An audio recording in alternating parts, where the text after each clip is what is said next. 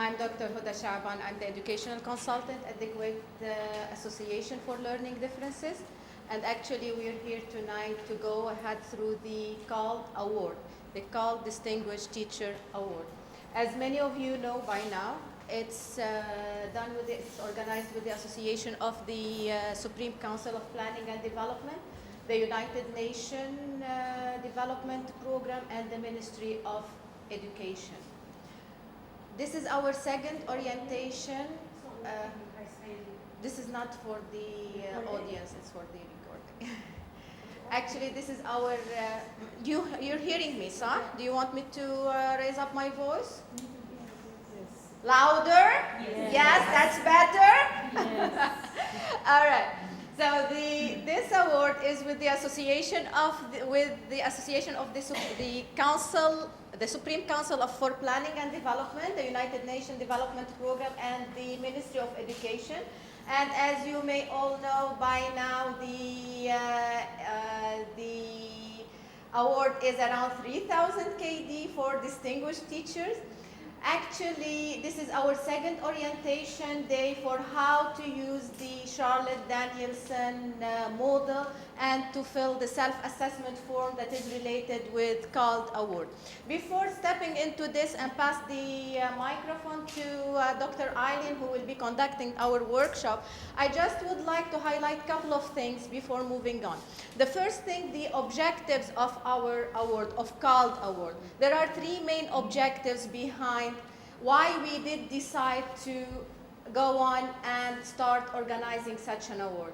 First of all, acknowledging you as distinguished teachers, and you need all the acknowledgement in the world because of the hard effort you put, motivate you to keep on doing the best work that you're doing. But the most important, we had a purpose in our mind, is to promote self-assessment among teachers, how to do reflective teaching, how to think about their teaching, about their practices, and reaching a point that each one of you will be able, each one of us will be able to, each one of us will be able to design exactly the professional development needed. Yani instead of using our time or losing our time going from one lecture to another lecture, whenever we go through self-assessment and we decide exactly what are our strengths and what are our weaknesses, we will be able to design our own professional development. We would know what we need. So the criteria of the award is as any criteria in any international award. Excellent performance, effective techniques and practice, respect of students, effective relationship with students. So these kinds of criteria you will find in any international award. However, for us, we decided to use Charlotte Danielson to make it easier for you. Instead of giving you such criteria that are as broad as these, we thought, let's find out framework, let's find out defined criteria, defined standard, and let's help teachers whenever they would like to talk about their performance, about their excellent performance, they would know what they should talk about. So we decided to use Charlotte Danielson. As many of you knew, it's divided into 4 components: planning and preparation, classroom environment, instruction, and professional responsibilities. And now Dr. Eileen would go much deeper in this. For us, these domains have skills that is related, that it does have components and elements. Each component and element is related with the skills in that particular domain. It's like sorting out the effective practices into 4 domains to help you fill the assessment form. So under each domain there are components, and under each components there are elements. These elements will help you as indicators whenever you would like to self-assess yourself, what to look at, for example, if you're in first domain, planning and preparation. Another factor that helps or that encourages us to use Charlotte Danielson is that it comes with well-defined rubrics. And so under each domain, and components, there are elements, and for each element there are indicators of performance, level of performance that goes from unsatisfactory. I think this needs, anyway, unsatisfactory, basic, proficient, and distinguished. So the teacher, whenever the teacher would go to the rubrics, you will go, for example, you're in domain 1, planning and preparation, or in domain 2, classroom environment, component 2, creating an environment of respect. There are 2 elements. What does it mean that that your practices are unsatisfactory or they are distinguished? That would help you. Also, to make it easier on you, we developed the interpretation guidelines. In the interpretation guidelines, you will find for every single component in every domain definition for that component, and definition for the elements that comes in under this component, and what are the indicators whenever you fill the assessment form, what are the indicators that have to go together with that component. So for every domain, every component has definition, elements, indicators, and again, the level of performance. What does it mean, this level of performance? And again, the characteristics of each, you will find here the critical attributes for every single teacher. Actually, to be honest with you, when I was in schools before and a superintendent for a school, when we were trying to implement this in our schools, all the teachers would come up by saying that they are distinguished. They don't know exactly what's the difference between distinguished and proficient and basic. So this is to help you. What are the critical attributes for a teacher that have unsatisfactory practices? Or what are the critical attributes for a teacher that is proficient in his practices? Again, to make it much easier, we have the examples that goes for every single level of performance to make it much clearer what do we mean by every single level of performance.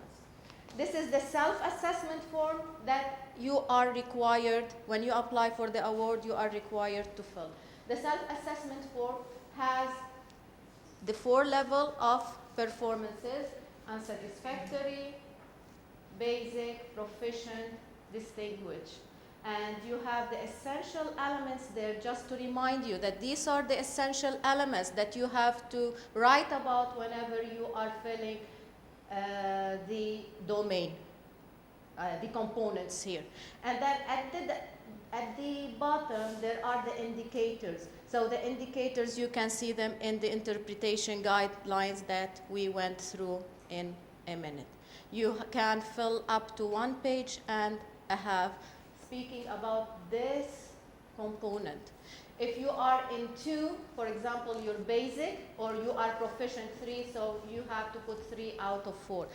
This is the score. This is your mark here as a teacher, and the committee, again, whenever the committee will visit you and will do the observation and the interview, the personal interview, will also mark your performance level. It's 4 out of how many? 4 out of 4. This is the It's best. 4 out of 4. So if you are distinguished, if you think that your practices are astonishing and you are really distinguished, so you will have 4 out of 4. The good thing is you don't need to be distinguished in every single component and domain to be considered a distinguished teacher. I will repeat that, this is very important. You don't need to be distinguished in all the domains and the components to be considered distinguished. Or else, why the professional development paper or form is there? There is all the time room for improvement. To be considered distinguished, an educator will receive a final educator practice of a rating of distinguished when 2 domains are rated distinguished with the remaining domains rated no lower than proficient. And if you will get 2 proficient, 2 distinguished, you will be considered as distinguished. So don't worry a lot about that. This is our timeline. I don't know why the remarks in the animation is not coming. Anyway, the orientation, we started the orientation already. So this is our second orientation event, and there will be another one in December 7 during peak conference, and another one on December 11 for question and answer. Dr. Eileen will conduct it also. Then you have the self-reflection. Whenever you are done of this workshop, hopefully, you will start working on your self-reflection, on the self-assessment form. This will be due on January the 1st, and you still have around 5 weeks, 4 or 5 weeks to fill it. Then after, you need to set your professional goals and present all your work to the Kuwait Association for Learning Differences. After that, the committee will join together and will go through your papers. Whoever will get by your scores after studying all the papers, the indicators that you provided along with your CV and the self-assessment form, we will decide whom of you will go to the second stage. In the next stage, there will be 10 to 15 people will be chosen. Candidates will be chosen. Those chosen candidates, we will go to your schools, we will observe them in their classes, and we will conduct a personal interview with them. Based on all of that, the committee will take their decision. Either you are among the finalists, the 3 finalists, the top, yes, or no. We hope that we will see you. I do have a letter of nomination with me. We will distribute it among you. We hope we have you all fill your nomination letter. We know that you are very distinguished. We know that you're worrying about your time. Don't worry. I suggest pair up as team and work on your self-assessment, and it wouldn't take more than 4 weeks to fill it. Give it a try. Thank you. I'll pass it now to Dr. Eileen. Dr. Eileen would go more in Charlotte Danielson model, what is needed to fill the form and what is meant by everything single domain. So I will keep it to you to introduce yourself, Dr. Eileen. Okay. Who's filming? Let's go. Oh, okay. Get myself equipped. And I just want to start the video so I won't need it. Well, actually, I could do it during the break because I'm doing that after the break. I'll do the video after the break. Yeah. Okay. Here.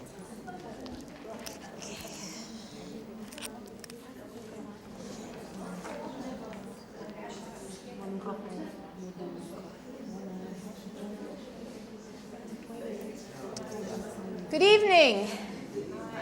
Welcome. I'm Dr. Eileen Winokur-Alzaid, a very long name. I use my maiden name in some situations and my married name in other situations. So there are some people, because I've been here almost 30 years in Kuwait, some people who know me as Eileen Winokur and some people who know me as Eileen Alzaid. So just in case you know me already, now you know who I am. And if you're really interested in all of those names, you can ask me later on. The doctor part is new. Since May 2013, I earned my doctorate and was able to get hooded, and that was very exciting. Again, another story. That's not what you're here for. I'm very excited that Dr. Huda has invited me one more time, the second time anyway, not the last time, inshallah, to talk to you about the Danielson model and to also talk to you about the award. She told me that there are some people who are interested, but they're a bit daunted by the process. And what I'm going to do tonight is take you through the process. And I'm not going to speak for the next 2 hours. Obviously, you're here because you didn't think I was going to speak for 2 hours because you'd all be asleep by the end. We do a lot of interaction and a lot of discussion, and so you will be involved and you may even get to move around a little bit, okay, while you're learning about how to assess yourself and to reflect on your own teaching practice, which is really what's the most important part of all this besides the award, which is also a pretty neat thing too, okay?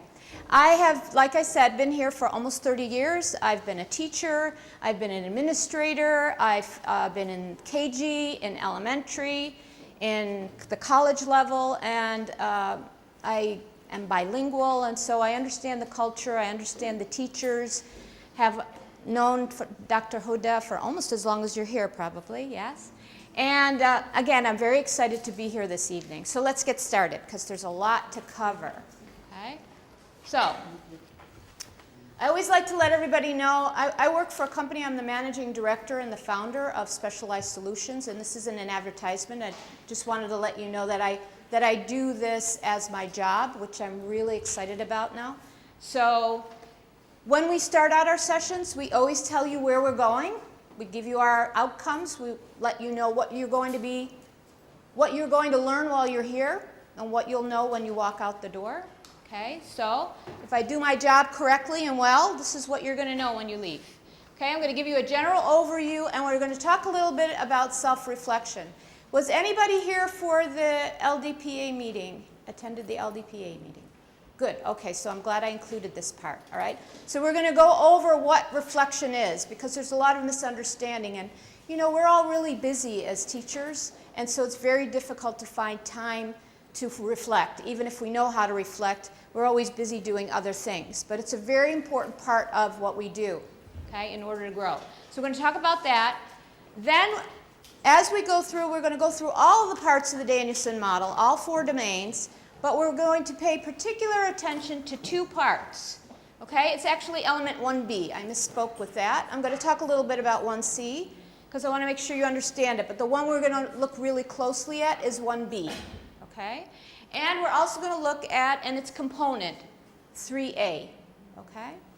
All right? And we'll go through it now, and I'll let you know. Okay. How many people are, let me get to know you a little bit. How many people are KG teachers? Do we have any KG teachers? Okay. How about elementary? Okay. Lots of elementary. How about middle school? Any middle school teachers? Good. Okay. And how about high school? Okay, all right, okay. Just so I kind of have an idea of where you're from, all right? Are you all from different schools? Yes? Okay, all right, good. Okay, well, again, welcome. All right, I wish I could go around and have you introduce yourselves, but I'm afraid it would take too much time. So let's get going. All right, so this is the part of the overview. What is the Danielson model? What is expected of me? What does it look like? Okay, the key concepts. And before we get to the Danielson model, which is a way for us to reflect, let's talk about reflective practice. Okay? So, reflective practice is a powerful tool for professional development and growth. Okay? Reflection leads to deliberate practice, which leads to expertise and refining of your practice. Okay? Reflection on action rather than reflection in action. And structured reflection is needed to enhance professional growth. So let's look at the first 2. Let's look at the first 2. Okay, reflective practice is a powerful tool for professional development and growth. Okay, and reflection leads to deliberate practice, meaning I am thinking about what I'm doing all the time. Okay, and that leads to becoming an expert, that distinguish that we're all looking for, and refining of your practice. All right. Take a minute, I'll give you 1 minute, and turn to the person next to you and talk to them about how reflection relates to those things. Look at those 2 statements and talk to each other about what they mean to you. And then we'll come back at it. I'll call you back. I'll raise my hand, and then we'll come back and we'll talk about it. Okay? So talk to each other. What does that mean?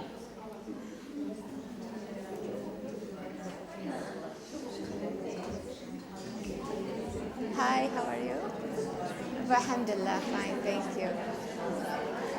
Yes, yes, nice to meet you. Welcome. Welcome. Yeah, welcome. Oh, okay. Oh, so nice to meet you. Yeah, welcome.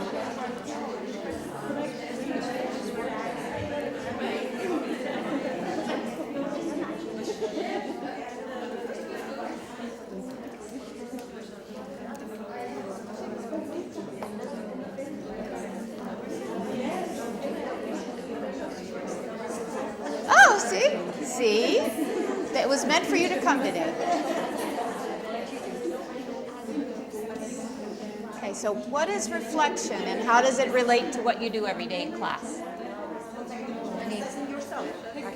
Okay, yeah. Perfect. Okay, and then, so how does it relate to, how does it become a tool for, a powerful tool, not that any old tool, for professional development and growth?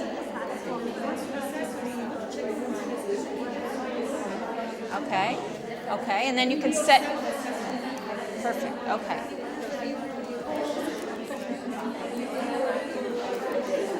All right, I'm going to call you back. How'd we do? Okay, I heard some really interesting comments. Things from, well, we assess ourselves. And when we assess ourselves, we know our strengths and weaknesses. And when we know our strengths and weaknesses, it becomes a powerful tool for setting goals. And when we know what our goals are and we set them, and we actually don't just intend to do them, but we actually do them, we become experts at what we do. Okay? And remember, it's a process. It doesn't happen overnight. Okay?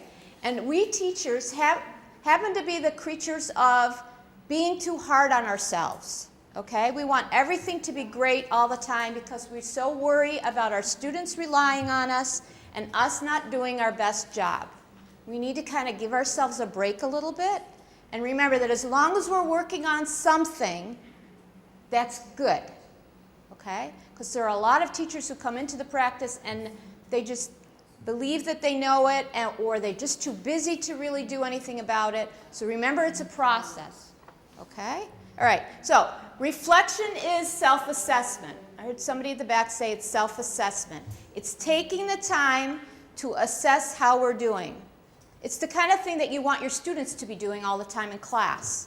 Okay? But in order to be able to do that, we need to have goals, structure. Okay? And we'll get to that in a minute. All right? We'll talk a little bit about reflection on action and not reflection in action. I went into it a little bit more the last time, but I don't want to dwell on it because I think there are a lot of other things we need to. That's structured reflection, okay? We'll talk about that in a minute. All right, so why do we reflect? We just said, all right? Now, that structured reflection that the award is using, and there are different models, so if in your school you happen to use another evaluation and growth model, that's great. But for this program, and because Danielson's model has that rubrics and scale, and it's laid out with examples and so forth, and was chosen by the award committee, that's the one that we're using for our structure tonight, okay? So how do we assess ourselves? Do we just kind of sit and talk to other people and say, gee, I'm doing this in class, but I have no idea if I'm doing it the right way, in a good way, the best way, in a research-based way, okay? So what we need is structure. And structure is given to us by the Danielson framework or the Danielson model, okay? And so what does it have? The Danielson evaluation model has 4 domains. And you have those 4 domains on that paper. Does everybody have that half sheet of paper? Okay? So the 4 domains and 22 components are on that paper. Each domain has a certain number, and it varies depending on the domain. Okay? And we'll get into that a little bit.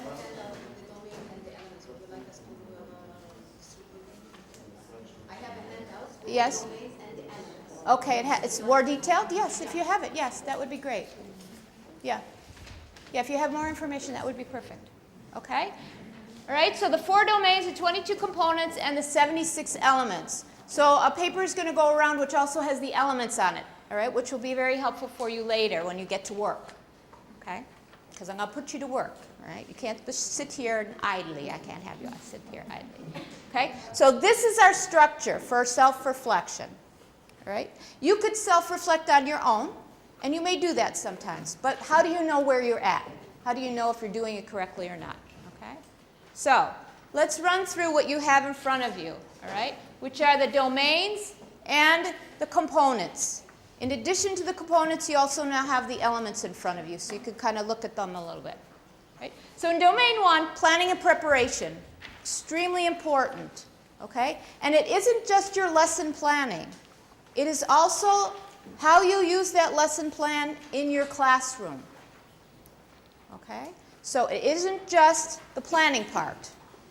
It is also how you use that planning and relate it to what you're doing in your classroom. So the components here, such as demonstrating knowledge of content and pedagogy, demonstrating knowledge of students, setting instructional outcomes, which we're going to talk about a little bit more because there's a lot of confusion about that, demonstrating knowledge of resources and so forth, are really important and relate not just to the planning part, but also how you plan for your instruction. Okay, so that's domain 1. And we're going to pay a little bit more attention to domain 1 and domain 3 today. Okay, but you also have to respond to 2 and 4.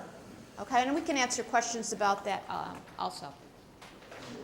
Okay, domain 2 is classroom environment. Very important. How are you setting up your classroom? How is it set up in terms of whether you want to group your students? Are they comfortable in the classroom? Does it feel crowded? What do you have on the walls, or you don't have anything on the walls, or too much on the walls? Okay? What is that environment? Because the learning environment, scientific research now shows, is extremely important to the learning of your students. Okay? And also, when you walk into a classroom, your own classroom, you want to feel comfortable too. You're spending 8 hours a day there, right, for the most part. So you want to be comfortable also. Okay, so the classroom environment. So what are the components here? Creating an environment of respect and rapport. So it's not just the environment, meaning the physical environment, it's also the social emotional environment. Okay? How many of you are at special needs schools, particularly special needs? How many mainstream schools or inclusion schools? Okay, so in order. So you know how important this is for your students. I mean, it's important for a mainstream school, but especially important in a special needs school where the children really need to feel comfortable to start off with because they're dealing with so many other things. Okay? So, establishing a culture for learning, so making them feel comfortable, making them feel in an environment that they can learn, managing student behavior, and organizing physical space, okay? And managing classroom procedures, which is your classroom management. All right? Again, we won't spend as much time on this one tonight in terms of particularly looking at them, but once you know how to use the model and respond to it, you can respond to any one of these components and all of the elements. Okay? That's the most important thing. I can show you a couple, and you can pretty much respond to the rest. Okay? Then domain 3, really important, your instruction. Okay? 3A, communicating with your students. Okay? How do you communicate with them? At what level do you communicate with them? Using questioning and discussion techniques, very important to prompt cognitive thinking, to get them thinking at a higher level. Okay? That you're not just asking closed questions where they can answer with one word or yes and no. Okay? Engaging students in learning, that's a big thing now. It's always been important, but because our students are so, I mean, even your students, I'm sure, have this tech savviness about them. You know, they have either their mobiles or their iPads or their laptop computers and so forth, and everything is instantaneous. If we don't engage them right from the very beginning of the lesson, we've lost them, okay? And it's really hard to get their attention back. And then if you're dealing on top of that with other issues of attention or any kind of special needs, that really becomes important. How do you get them to focus on what you're doing? Okay? And using assessment and instruction. So how does assessment inform your instruction? Okay, you should be assessing them all the time, but they don't necessarily need to be formal assessments. And demonstrating flexibility and responsiveness. Okay? That a student comes to you with a problem or a question or whatever, and you're able to respond, and that you're able to respond at a level that they can understand, and if they don't, then you're able to reword it or remodel it or model it for them. Okay? And then domain 4, professional responsibility. This is all the other stuff. Reflecting on teaching, maintaining accurate records, okay, communicating with families, and so forth. All right? Which are all, as you can see, the model is very, very comprehensive. It's every single part of everything that you do on a regular basis. Okay? And it gets you to reflect on each part of that. Okay. So, any questions so far? Any questions about, yeah? Can I just ask this more general question? Is the Danielson model K-12 only? Or does it go can be used in the college level, but I'm not sure each university and college is different about the way they evaluate or whether they evaluate. And then once professors have tenure, and yes, it's the whether they evaluate. But it can be used. I mean, just because I'm teaching college level course doesn't mean I did teach. I taught foundation level English, and I did all of these things. I was responsible for all of these things. So it could essentially be used. And even if I'm not evaluated that way, I personally could use it as a reflection. Absolutely. Absolutely. Absolutely, yeah. Welcome. Okay, any other questions before we kind of get into a bit more detail? Okay, so what I want to do is I want to focus on, and let me bring up, okay, I'm going to get out of this. Okay. How many of you have been to the website, the CALD website, and uploaded or taken a look at the documents that are there in order to apply or nominate yourself for the award? Have you taken that? Okay. All right. Do you know how to find it? Okay. Let's see if the internet's working. Is the internet working? Let's take a quick look at how to get it. Okay.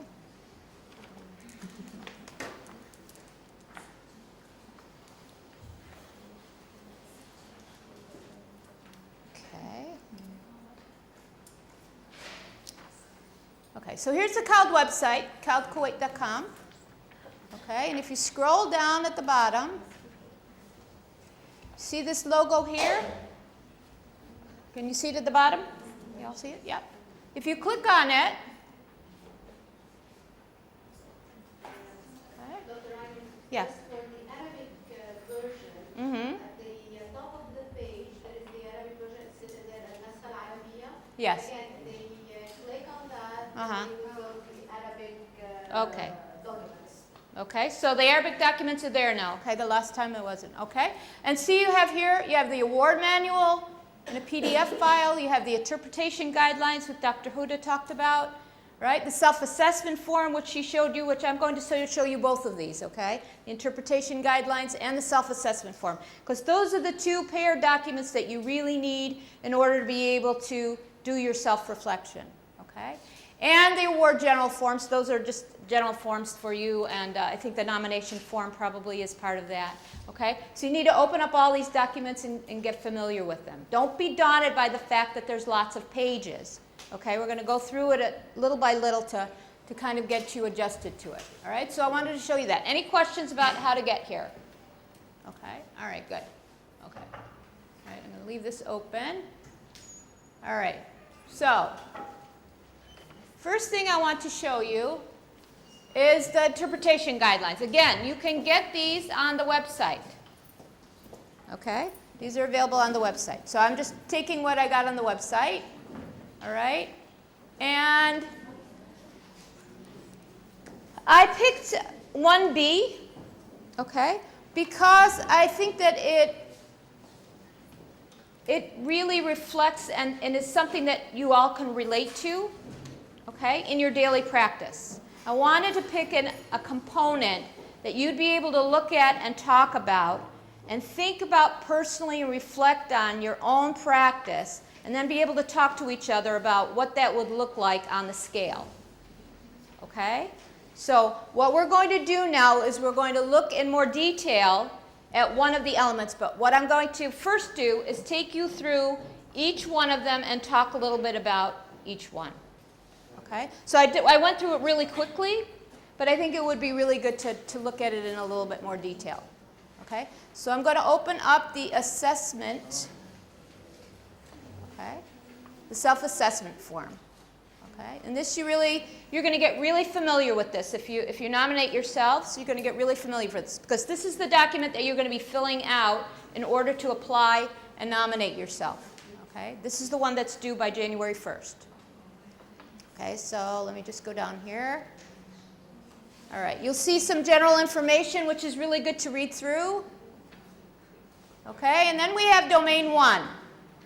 All right, can you see it okay? Do I need to? I know some of you are sitting way at the back.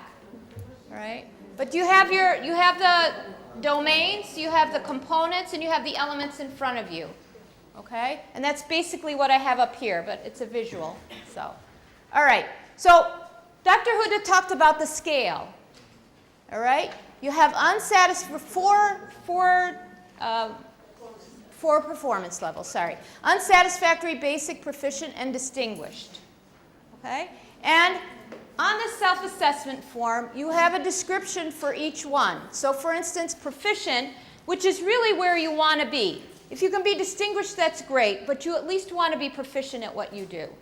Okay? So for proficient, for the first one, which is the knowledge of content and pedagogy, for proficient it says, teacher displays solid knowledge of the important concepts in the discipline. So let's say you're teaching math, or you're an English teacher, or let's say you're a homeroom teacher. In general, at the 3rd grade level, you are aware of math, English, social studies, and so forth. Okay? All right? And teachers' plans and practice. Remember, I told you it's not just the planning, it's also your practice.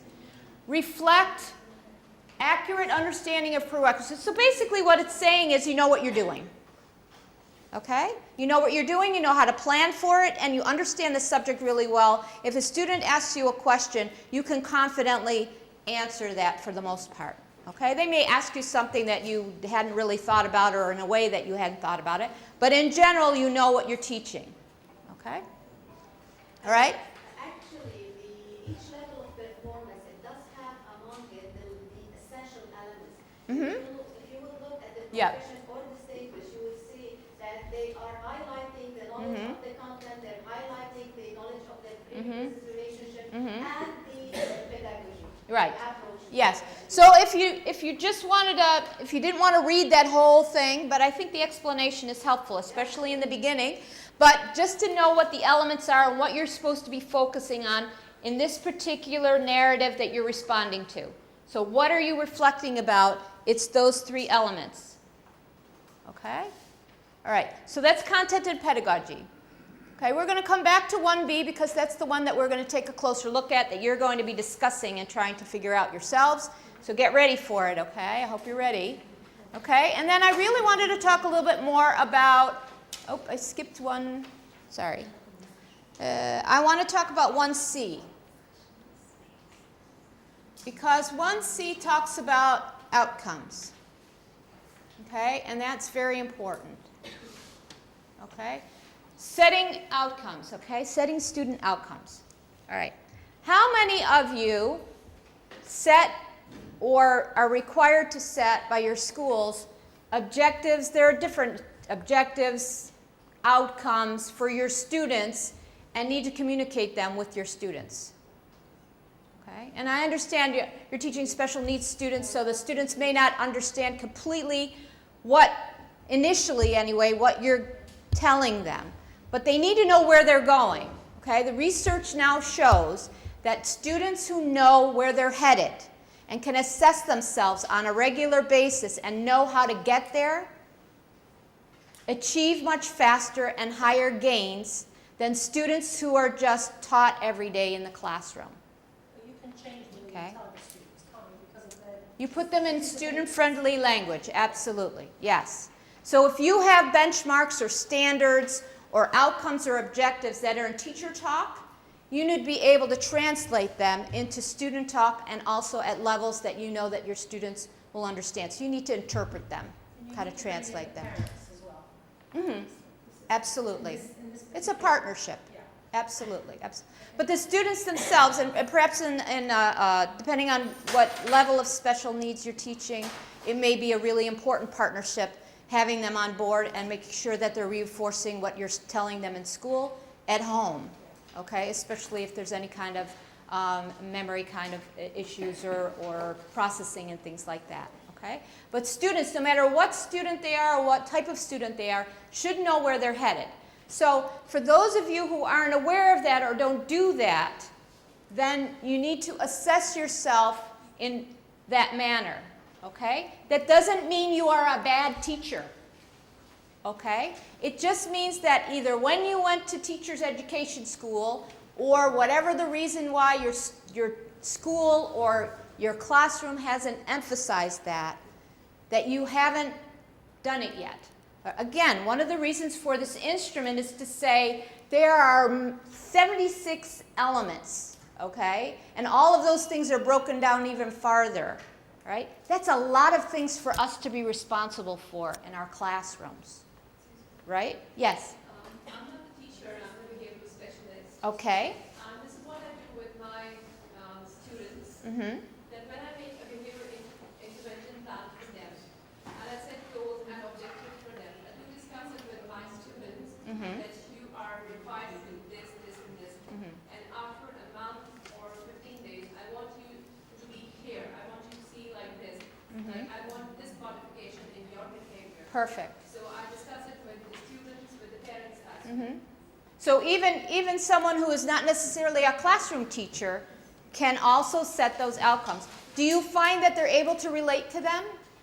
Yeah. And that their growth is faster, or they're able to achieve those goals faster when you've spelled them out for them? 100%. Okay. All right? As a parent of a special needs child, my son is not learning difficulties. He's a lot more challenged than that. Okay. But when he knows he's doing the ASDAN program, he knows what he has to do, he's happy with that.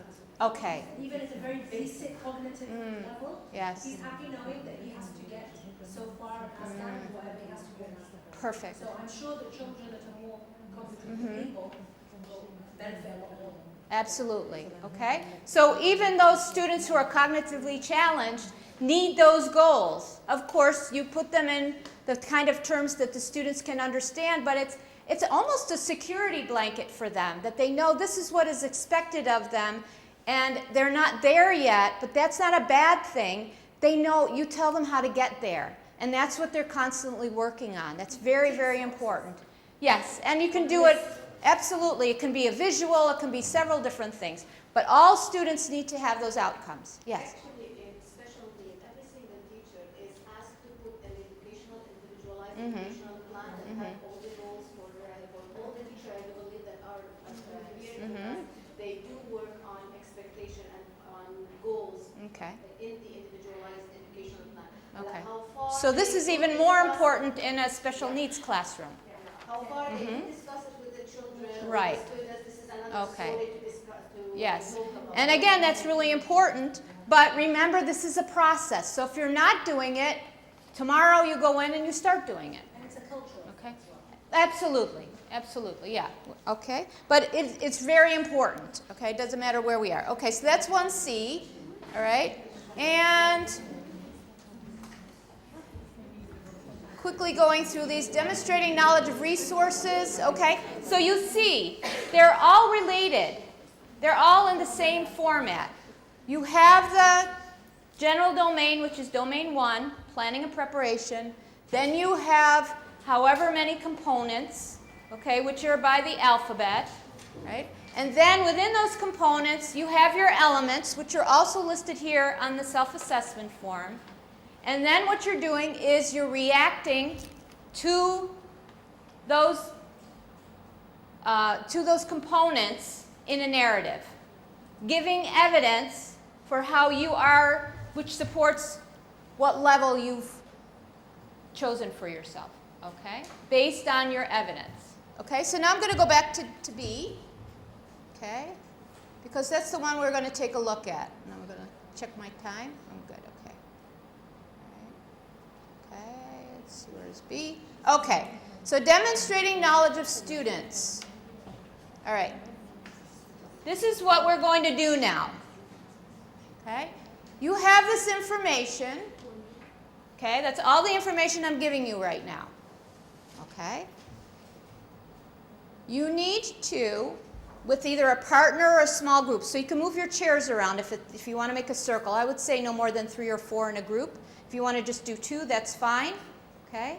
You're going to discuss this particular component and its elements, and look at the scale, the rubric, and come up with teacher evidence. What would a teacher need to be doing if they were judged to be unsatisfactory? What are they not doing? Or proficient? Okay, you're only looking at those two parts of the scale right now. Okay, so one more time. You're looking only at 1B. You're talking to each other, and you're talking about what would a teacher or students be doing in a classroom of a teacher who's unsatisfactory at 1B. Also, if they're proficient at 1B. Okay, so you have the descriptions. Okay, and you're coming up with teacher evidence. If I were to go, or you were to go into the classroom of a teacher who's unsatisfactory at 1B, okay, what would you see or not see? Okay, from students and teachers. If you were going to the classroom, or you were a teacher who rated yourself proficient, what are you doing or not doing? What are the students doing or not doing?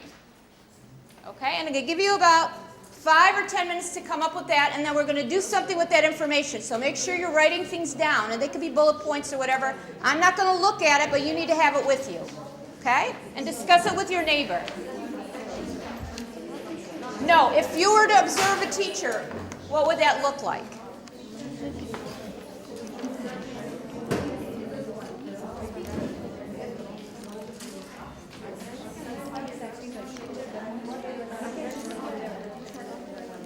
Want to wander around, help me facilitate?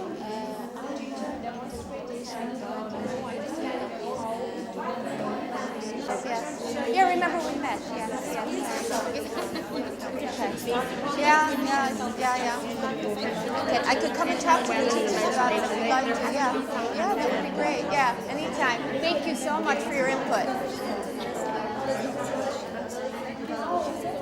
Yes. Picture? Photo op? Inshallah.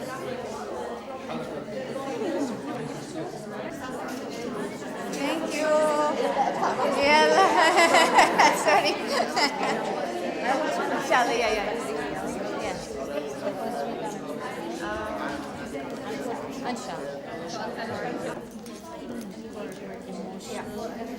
So, what would we see with an unsatisfactory teacher who's not?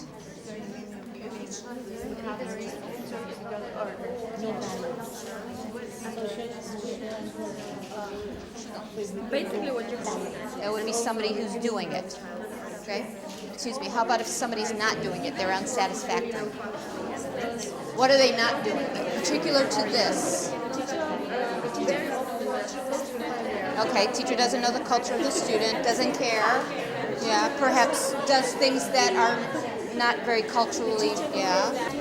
Okay, coming in the classroom in kind of a warm body. Okay, all right. Every subject and everything is taught in the same way. Okay. Perfect, okay. Okay, and how do you know that when you walk in the classroom? Or if you were to judge yourself, what evidence would you be showing? How do you know that?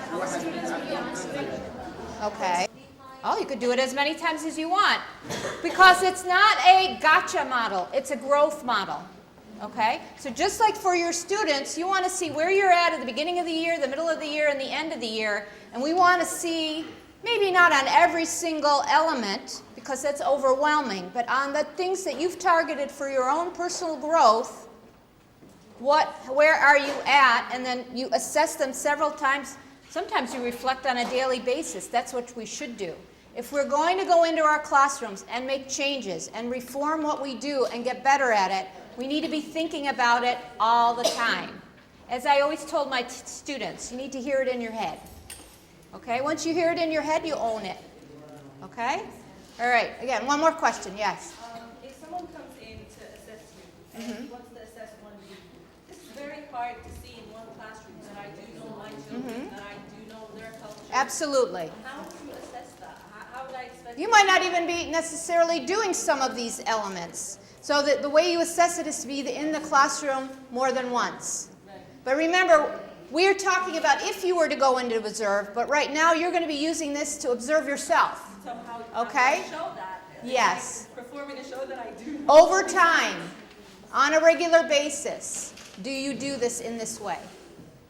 Okay. Okay? So almost 100% of the time, Are you doing it at a proficient level, at an unsatisfactory level, at a basic level, or at a distinguished level? If you're doing it at a distinguished level, you better be doing it every day, all the time. You're almost a master teacher. Okay? But if somebody was going to come in and observe you, they would have to take several observations. And that could be a formal observation where they stay the whole period, or it could be informals where I come in for 3 minutes and do a walkthrough. Okay? Again, I'm not looking for everything. This instrument can be used in different ways. Okay? So, now that I've heard you've got kind of a handle on this, I want you to, and I was going to have one of you in each group go around and take information from the other groups, but we're kind of crowded in here. So I want everybody to stand up. It'll be a good time to stand up. We're going to take a break after this, but stand up, and I want you to find someone else who wasn't in your group. Go to them and talk about what you found or what you decided in your group. Okay? So switch off to another group and talk about it and see if you want to add or take away anything. Okay? Okay, find someone else who wasn't in your group and talk to them about what you discovered.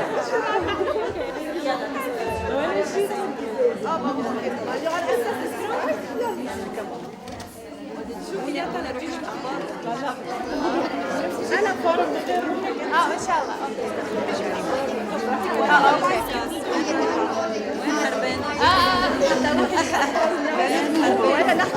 يعني تبي ترجمة؟ تصوير. اوكي.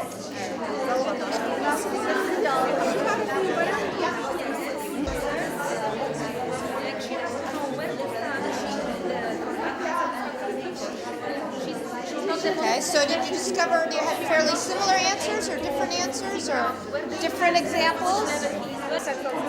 Okay, like? No matter how hard you try, one of them will be one, Okay. not all of them. And even the assessment. What does that look like? Was it just teacher evidence or is it also student evidence? If you are communicating well with your students, what should your students be doing when that person comes in to observe you? Which they could come into the class and the interaction with the student isn't necessarily important. But if they were observing you and they said they were looking for those particular points where you're communicating with students or there's some feedback for students or they're looking for student evidence, then you would need a videotape. Yeah? And you just put the video somewhere and it's easy to do. Yeah, that's what I would suggest. Okay? Wherever you go in the world. So it may look different and maybe the scales are different, but the ratings are pretty much the same. Just the wording is different. Absolutely, yes. Charlotte Danielson, Robert Marzano, and there are a couple of others also. Yes. But what's nice about the Danielson model is it's been around for a while, and so people are more familiar with it. Yes, yeah. Okay. Okay. Yeah. So you study each child's person. Good.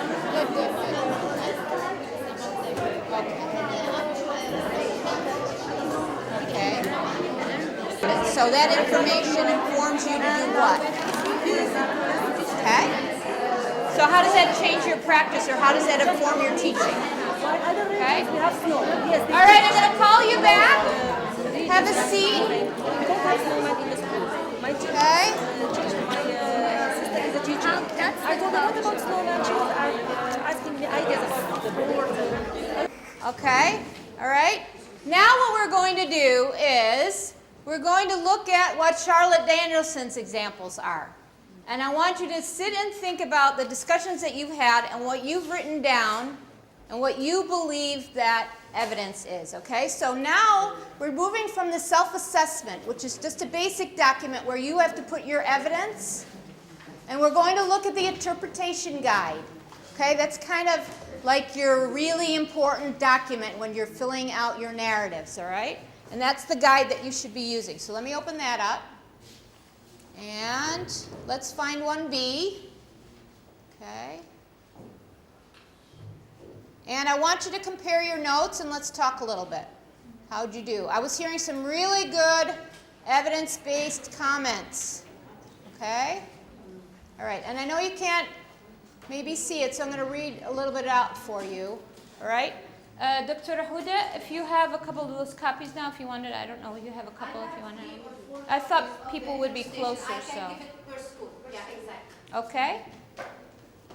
Okay, so this is what we had on our forms, right? This is the evidence we know, okay? But that's not what we're interested in now. We wanted the meat of the stuff, okay? And this is the scale. We had that already.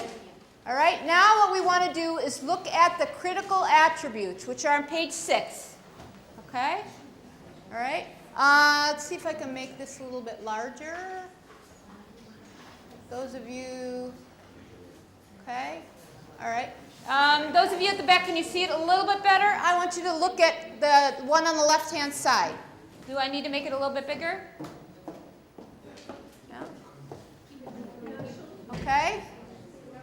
All right, remember, this is according to what you thought unsatisfactory in this component would be, right?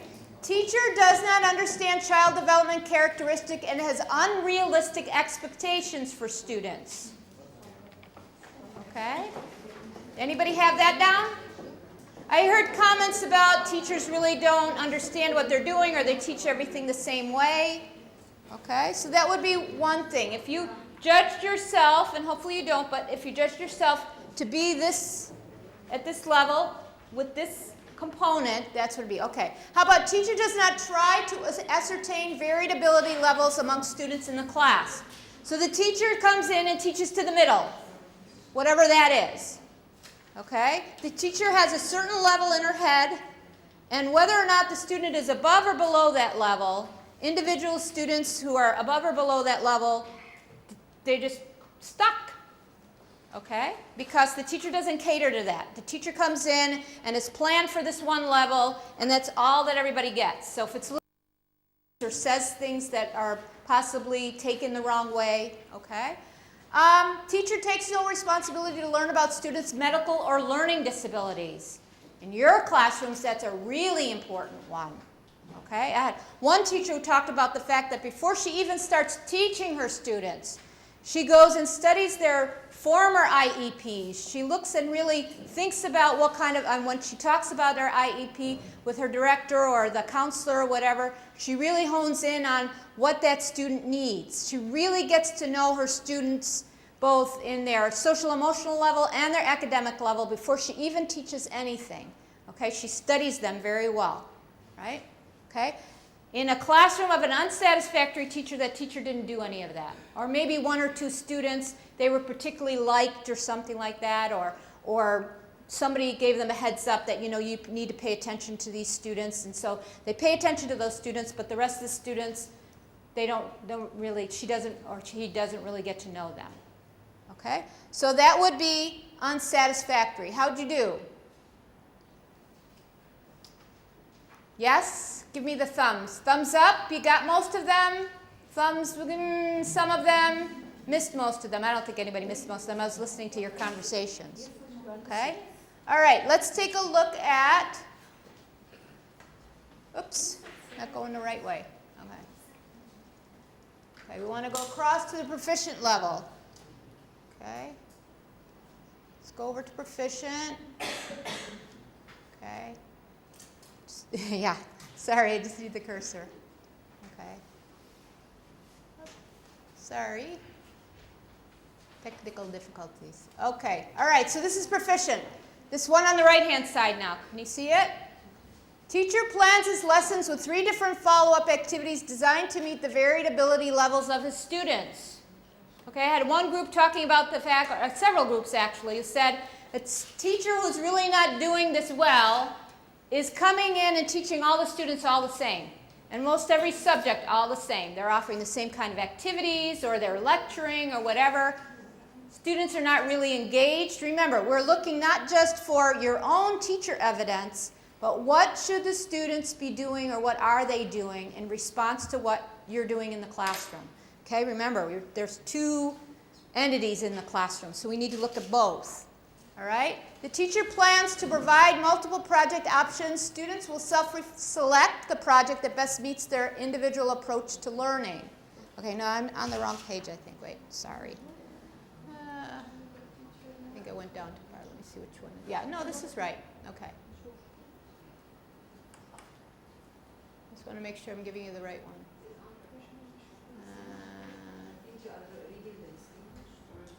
Yeah. Okay. Okay, let's start here. So it's this one in the middle. Okay, the teacher knows for groups of students their levels of cognitive development. So I've studied the students, I know them, they each have an IEP, and I know their IEPs. Okay?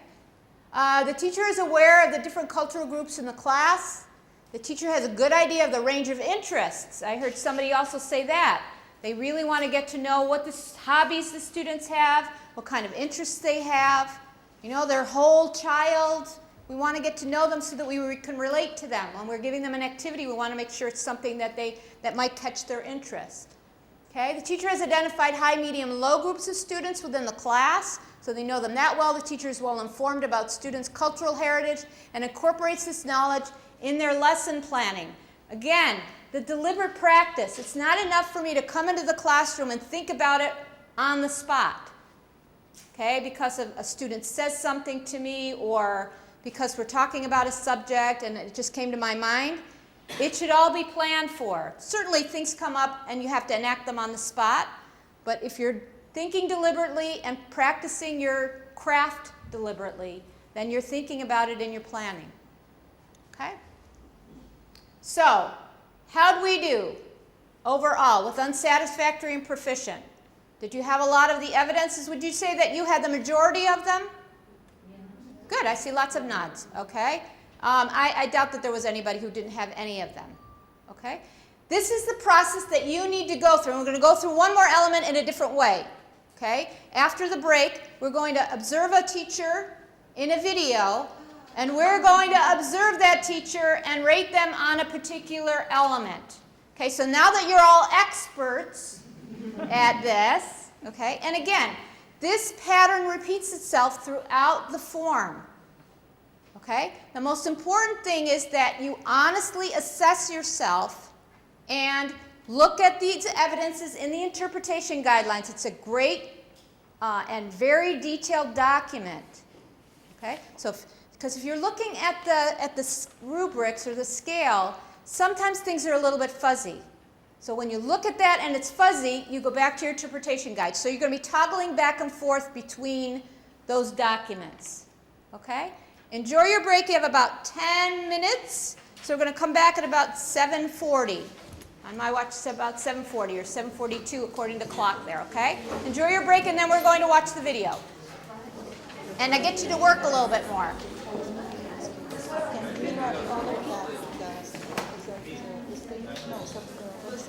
Proficient. Which I should have every time anyway. All right. So, welcome back. I hope you had a chance. I saw you interacting and everything. That's always great. Networking is one of the most wonderful parts of professional development in these sessions. So I hated to bring you back, but this is really important also. So the next component that we're going to be looking at, and elements, just as an example, remember they're all the same, not in content or not in what you're looking at, but in the way you're going to react to them and the scale. Okay? And the evidences are slightly different and so forth. But this one we're going to look at is component 3A. Okay? And the elements of 3A, and it's communicating with students, which is extremely important and quite broad. Okay? But what we're looking at here in terms of the elements is expectations for learning, directions and procedures, explanations of content, and use of oral and written language. Again, this is by the teacher. Okay, there's still student evidences, but this particular, the elements pertain to what the teacher is doing. Okay, if we go into the class, the teacher needs to be doing these things. Okay, now let me show you the scale, and on your paper, I think with the elements, you probably don't have the information. But let me just run through the scale. Let me see if I can get that for you really quick. Okay. Because what you're going to be doing is you're going to be assessing this teacher. just for this element. I had somebody ask me, well, you know, there are a lot of things that I have to be looking for. And then if somebody comes in to observe me, they might not see that at a particular time. Well, that's why they need to come in multiple times, okay, in order to be able to see everything. And they should only be looking for certain things when they come in, okay, because you're not going to be doing everything all at the same time. Okay, so 3A.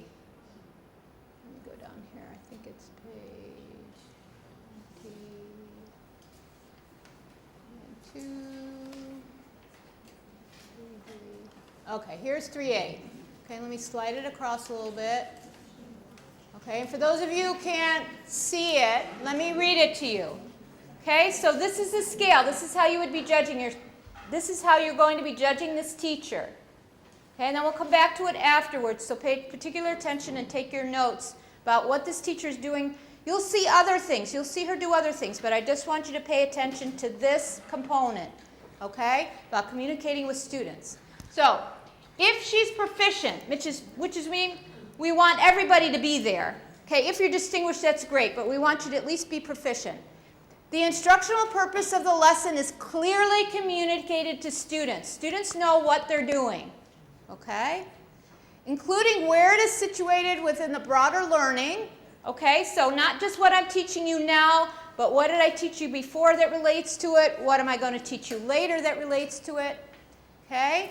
Directions and procedures are explained clearly. And that would be for one student, two students, or many students, or all students? All students. Everybody needs to be getting it. Teacher's explanation of content is well scaffolded. Meaning if I have students at the low end or students with certain learning problems, I need to be able to support those students. Okay? Clear and accurate and connects with students' knowledge and experience. So she's making connections. During the explanation of content, the teacher invites student intellectual engagement. I challenge them cognitively. I'm trying to move them up that Bloom's taxonomy. I'm not just asking them yes and no questions and questions that they can answer based on what I'm feeding them. I want them to infer. I want them to think. Okay? And can they? Not that I'm just asking these questions, but are they reacting? So let's say it's after the first quarter in the year. Students should be able to react to those questions, right? Maybe not all of them, but some of them should know the teacher is asking a question that I need to kind of infer. Okay? During the explanation, the teacher invites intellectual engagement. Teacher's spoken and written language is clear and correct. Okay? She doesn't make grammatical errors. She doesn't, her speech is varied in tone and so forth, so she keeps the interest of her students. Vocabulary is appropriate to the students' ages and interests. Okay? So she may be challenging them, so some of the words she may be using may be a little bit harder, but it's not out of reach for all of the students. She's not speaking Latin while they're speaking English. Okay? That's proficient. At the other end, unsatisfactory, the instructional purpose of the lesson is unclear to the students. Directions and procedures are confusing, and we can go on and on and on. I think you know what unsatisfactory would be in terms of this, okay? And again, like Dr. Huda pointed out before, the essential elements are right there for you, okay? Without explanation, but at least you have them there. You're looking at expectations for learning, directions and procedures, explanations of content, and use of oral and written language. Okay? So if you want to jot those 4 things down, or you have them in front of you on that other paper that Dr. Huda handed out, the large piece of paper. Okay? That's what you're looking for in this 5-minute piece of this kindergarten teacher's writing lecture. Okay? So I'm going to play it for you, and I want you to take notes, and then you're going to rate her on your own. And then you're going to discuss it. But the first time through, I want you to rate her, okay?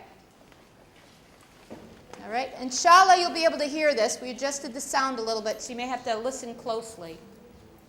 Okay. Oh, okay, I can do that. Will it project to the, okay. Okay. Now I'm ready to write my words. And you remember, as an adult, I know how to spell lots of words, right?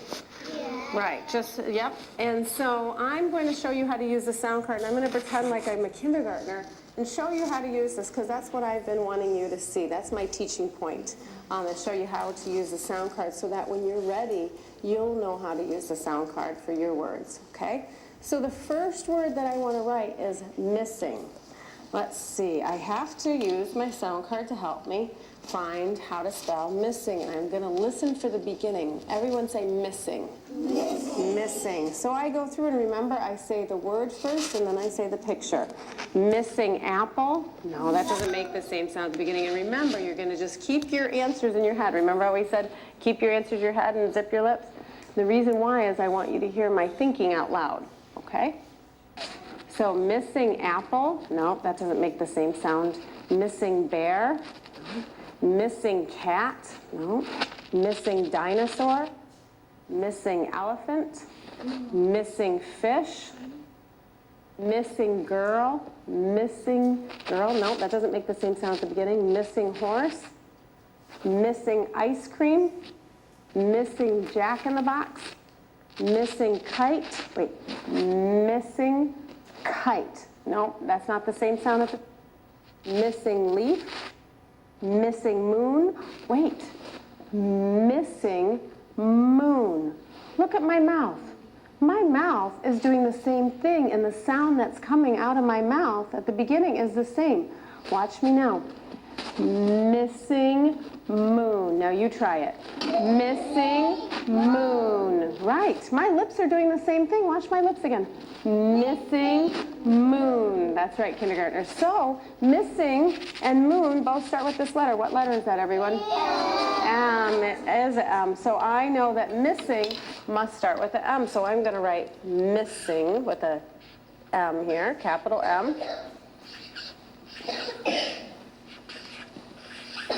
I have the word missing. Now I want to write the word treats. Everyone say treats. Treats. Now, if you know the answer, keep it in your head because I want you to hear my thinking out loud. Okay, so I have to use my sound card again and I have to say the word I'm looking for. Treats apple. That doesn't make the same sound at the beginning. Treats bear. Treats cat. Treats dinosaur. Treats elephant. Treats fish. Treats girl. Treats horse. Treats ice cream. Treats Jack in the Box. Treats kite. Treats leaf. Treats moon. Treats nest. Wait. Treats nest. No, that doesn't make the same sound at the beginning. Treats owl. Treats pie. Treats queen. Wait. Treats queen. Definitely not. Treats rabbit. Treats sun. No. Treats tooth. Wait. Treats tooth. Look at my mouth. Treats tooth. You do it. Treats tooth. I am making the same shape with my mouth and the sound that's coming out of it is the same. Let's try it again. Treats tooth. So treats and tooth must start with this letter. What letter is that, everyone? T. It is a T. Okay, so I'm going to, I have missing, and now I want to write treats. Eats. I hear an S at the end. Starting with my first guided writing in September or early October. Okay, so let me just go back a little bit. Right. Are you coming up with kind of an idea about how you're going to rate her?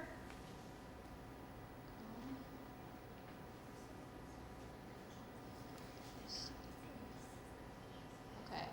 All right, let me give you a little bit of background about what she's talking about.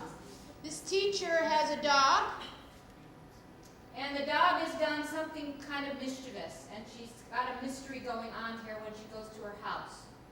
Okay? And so she's trying to figure out, and evidently during the year she's talked to her students about her dog and about the different adventures that either make her happy or sad or surprised or whatever. Okay? So what she's doing now is she's talking about this adventure of this mystery of the dog. Okay, let me see if I can catch it at the right spot. When I came home, this drawer was open, and there, in this drawer, are treats. This is all part of the same You know what lesson. kind of treats? Doggy. Dog treats, that's right. That's right. And there were dog treats, and there were dog treats all over the place. And I came home, I'm like, what is going on? I couldn't find Romeo anywhere. So then what I did is I went in each room and I was looking for him. Couldn't find him. So I had to solve the mystery of who took the dog treats. You think you know who did it? Romeo. Romeo did it, that's right. I found Romeo, and look, you know how I told you Romeo is really small? Romeo was not very small this time. Romeo looked like this.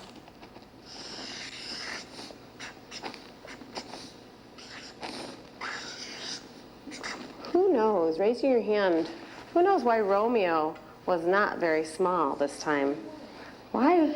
Wait, let's raise our hands. Why wasn't he very small? Because usually he's about this size. Jashawn?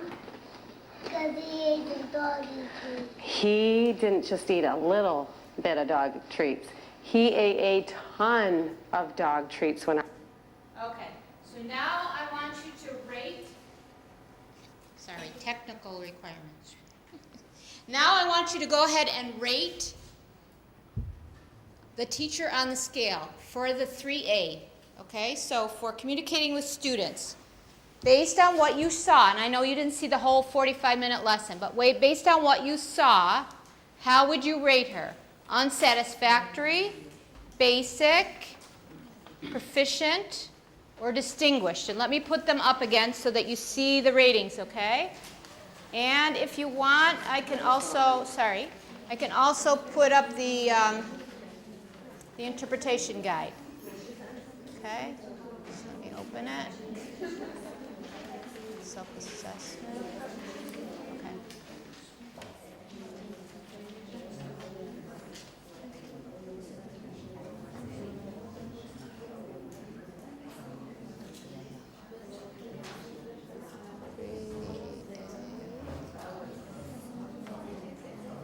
Okay, and once you've made a decision,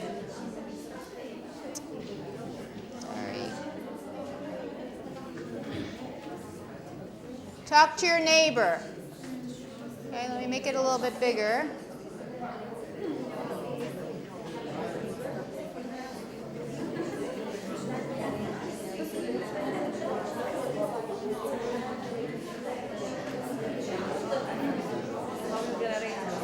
Okay, and if you can't see, you can come up here. Okay, so just 1 second. I want you to discuss the rating and see if your neighbor has the same rating. And be sure that you defend your rating with the evidence from what the teacher was doing and what the students were doing. Remember, that's very important. It's not just what we think, it's what we saw based on the evidence. It's the same thing that you would want if somebody came in to observe you. You would want them to tell you specifically what they saw and why they rated you that way. Okay? And if it's different, let's say you said basic and the other person said proficient, why, and then come to a decision. Okay? And let's see if we have everybody in agreement at the end. You have 5 minutes.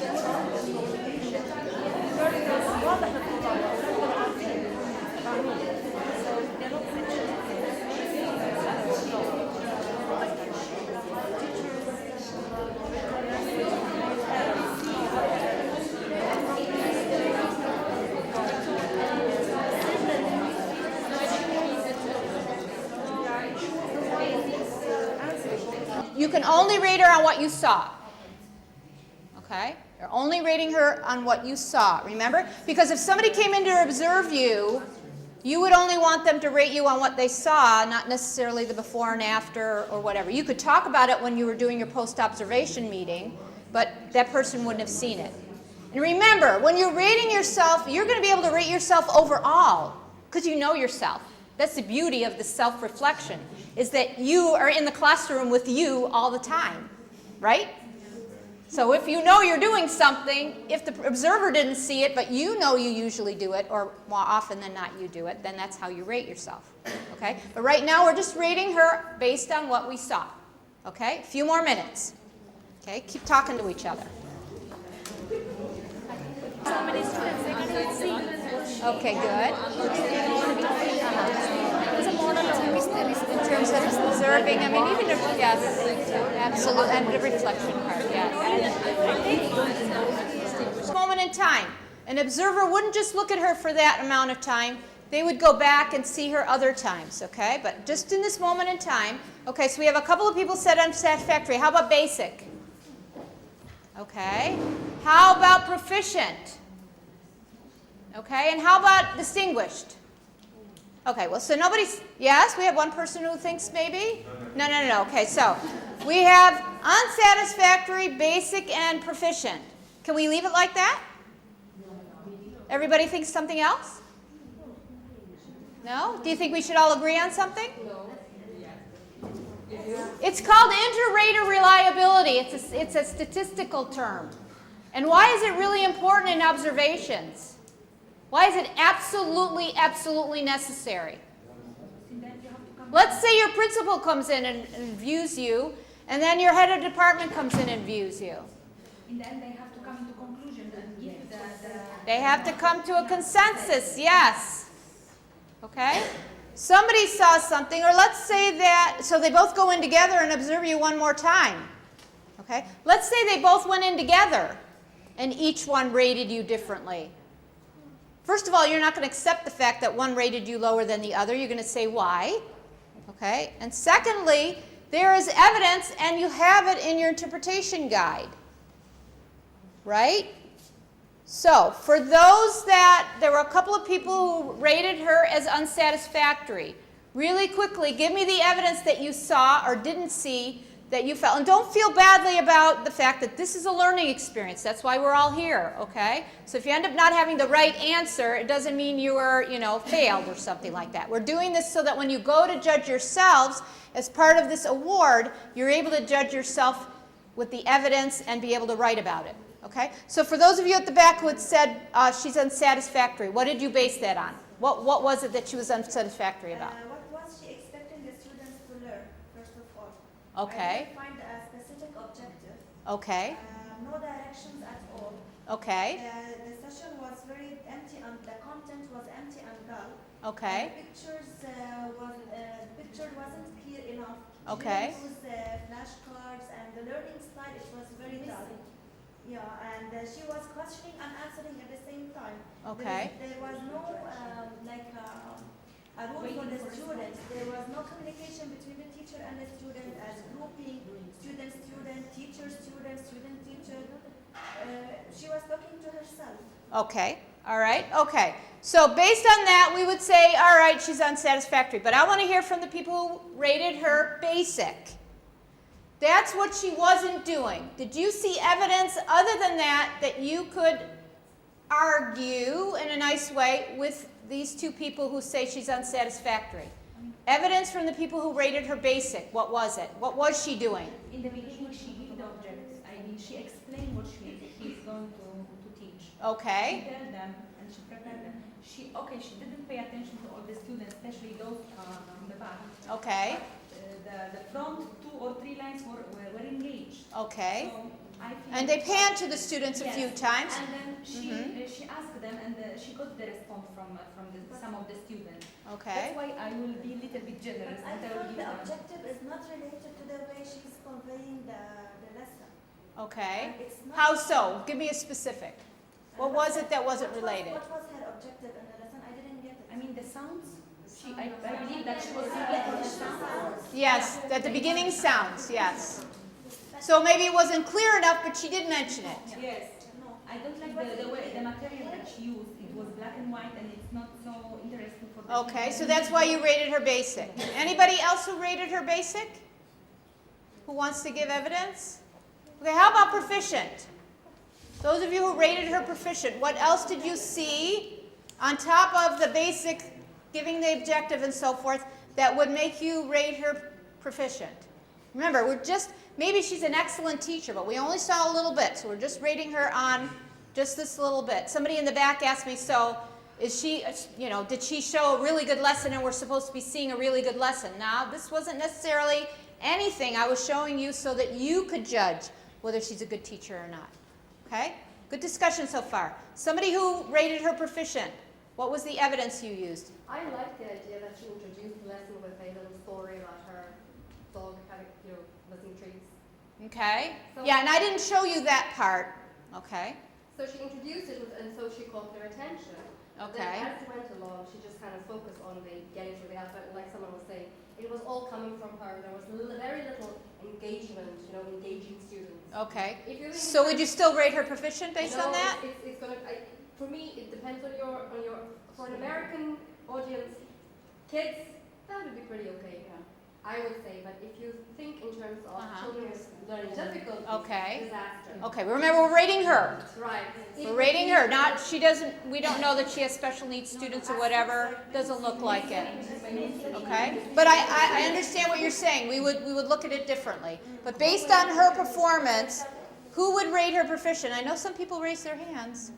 Yes? I'm going to rate her proficient. Okay. She had the directions in the procedure. The only thing that she was missing Okay. was, I'm not an English teacher. I didn't get at the beginning of the lesson that she was only looking for the first sound. Okay. This is the only thing that I Okay, so would you still rate her proficient now that you've heard what other people are saying? after I heard all that, maybe not. I was thinking of a math teacher. Okay, so, all right, so now, one more time, based on the discussion, anybody rate her unsatisfactory? Okay. How about basic? Remember, based on what we saw. How about proficient? How about people who don't want to commit themselves because they're not sure? Let me tell you, you're going in the next month need to commit yourself to rating yourself. Okay? Don't be unsure. So I'm going to ask you one more time. I'm going to see everybody's hand go up. All right? And don't just put your hand up based on what other people are raising their hands for. Okay? So let's say that we're not rating her unsatisfactory because there were some things we saw. We didn't not see anything. Okay? I understand your point. But I think there were some elements in the lesson. If we had seen her more, I think we would have seen more, okay? We're not going to have her in the comment. Okay. I know. You're tough. Okay, so now it's between basic and proficient. Raise your hand if you still rate her, or now you rate her basic. Okay? Put your hands down. Rate her if you rate her proficient. Okay? People who didn't raise their hands. Overall, what you saw. Okay, Dr. Huda, how would you rate her? I'm going to put you on the spot. Just from what we saw, how would you rate her? She's in between basic and proficient, actually, because we can't say that she's unsatisfactory. Her level of performance can't be seen as unsatisfactory. Okay. Because she was able to catch their Right. Their attention. Right. Yes, I do agree with what now. Yes. Now, Yes, very good points. Everybody shared very good points. yeah, she didn't Yes. ask everyone's opinion. She didn't ask everyone to be engaged. Right.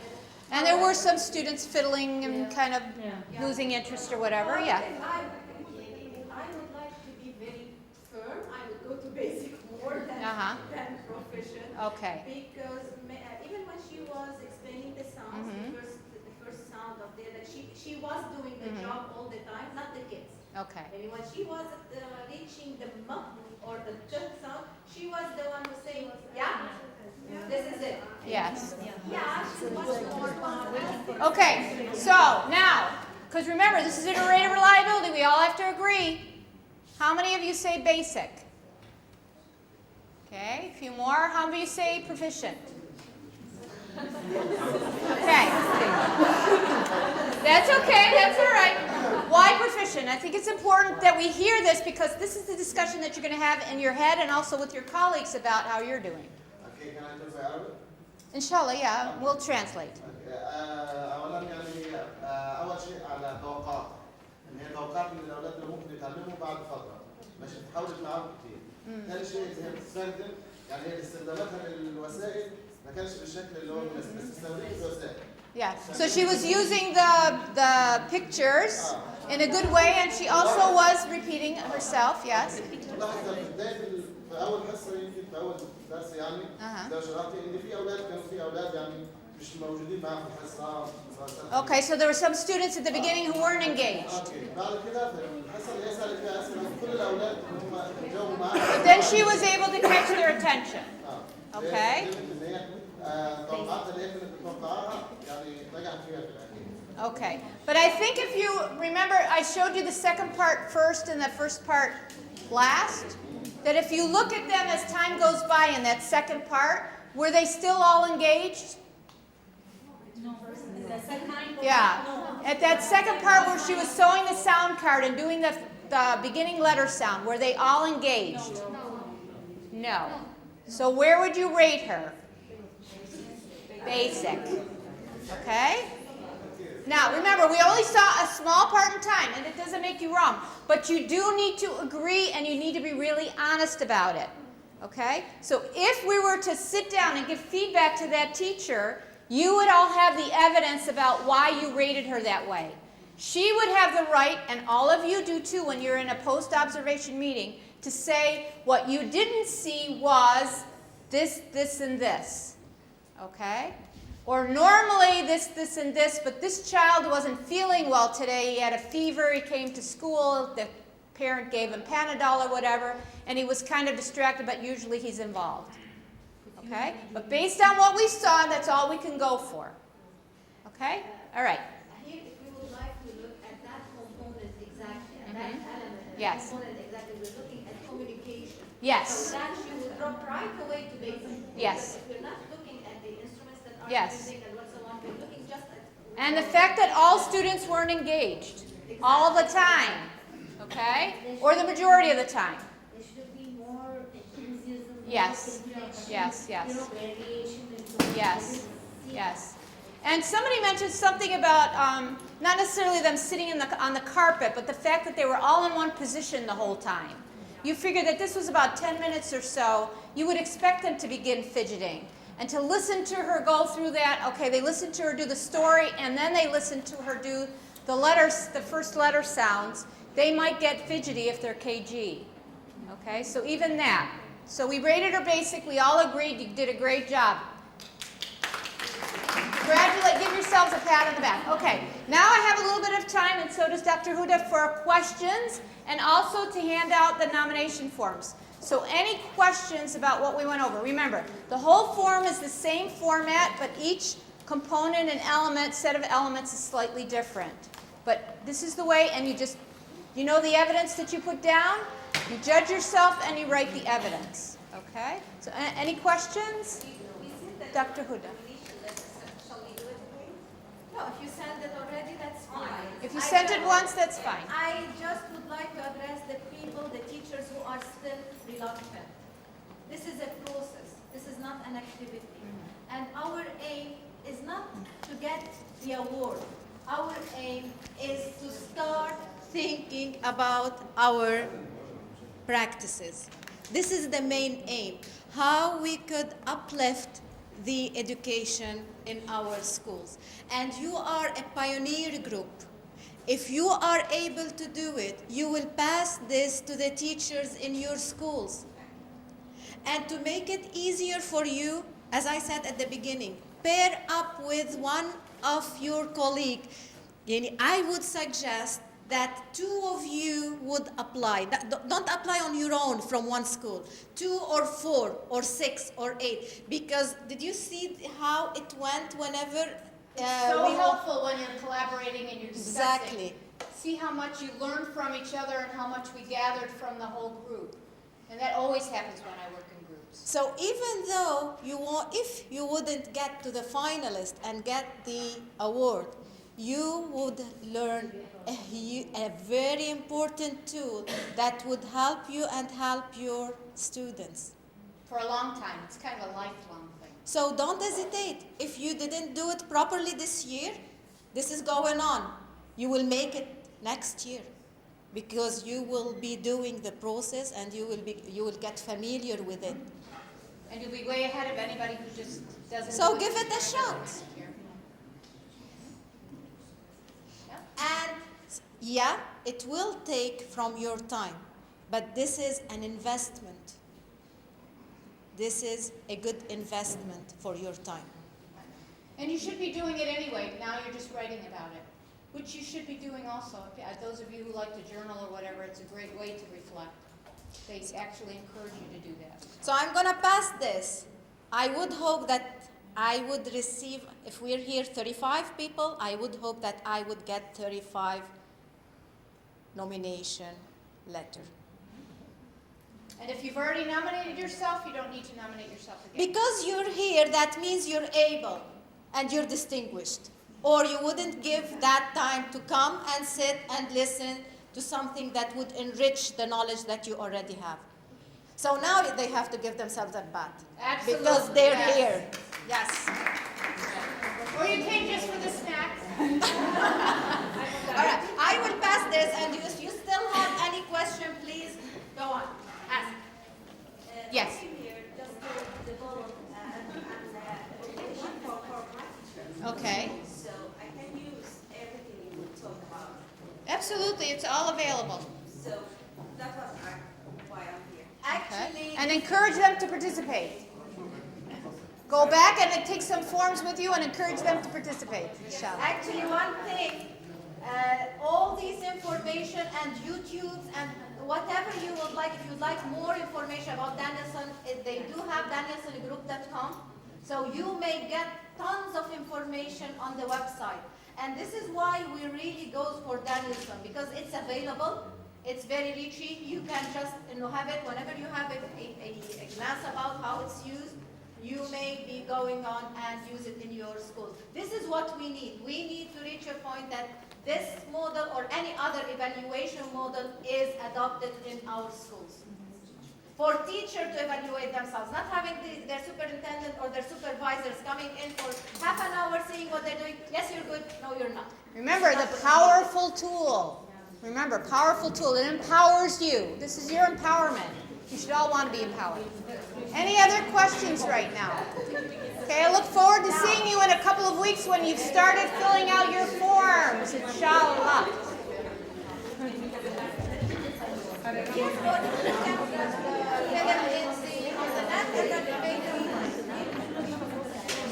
Thank you very much. Thank you, Dr. Eileen. Give a clap to Dr. Eileen. My pleasure. You're welcome. Inshallah, inshallah.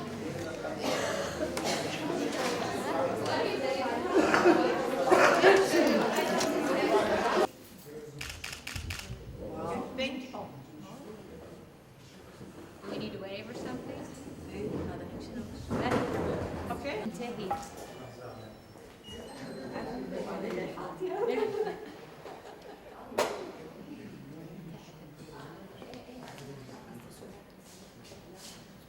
Here, almost 30 years.